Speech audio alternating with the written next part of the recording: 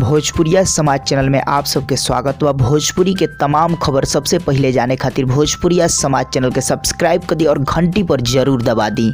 जय भोजपुरिया समाज। जी हाँ भैया, आप सबके बता the power star Pawan Singh और डिंपल सिंह के जोड़ी जब भी आयल बा बहुत ही ज्यादा धूम मचले बा। जी हाँ भैया, आप सबके बता दी ये जोड़ी में एक बहुत ही महंगा बजट का और काफी जबरदस्त गाना आप सबके देखे के मिली जौन की आवे वाला समय में। खास तौर पे आप सबके बता दी पवन सिंह और डिंपल सिंह के कुछ दिन पहले ही एक गाना के शूटिंग भइल हुए जौन की काफी बड़ी बजट के बाटे एक बॉलीवुड फ्लेवर आप सबके मिली गाना देखने के बाद सुनने के बाद। जी हाँ भी आप सबको बता दी कि पवन सिंह अभी हाल फिलहाल अपन फिल्म शूट कर रहा बने, जाना फिल्म के नाम बा हमार स्वाभिमान।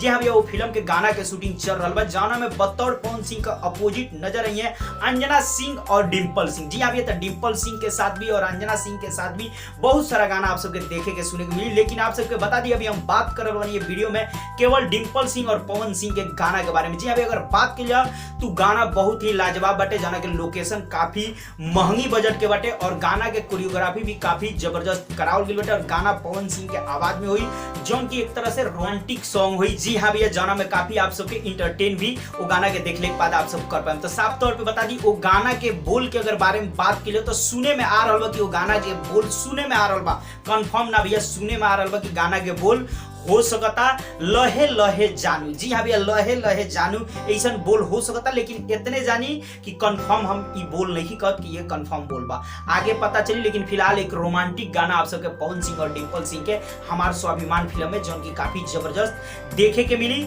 जब फिल्म आई तो सिनेमा घर में भी और यूट्यूब पर video song audio song release हुई तो वो भी आप सब देख पाए। तो जी हाँ भैया, अब आप सब बताइए पवन सिंह डिंपल सिंह के जोड़ी में गाना आई तो कितना ज्यादा बवाल मचाई, जरूर कमेंट करके बताइए। चलते चलते वीडियो को लाइक करी, ज्यादा से ज्यादा शेयर करी। फिर से आए बहुत जल्द।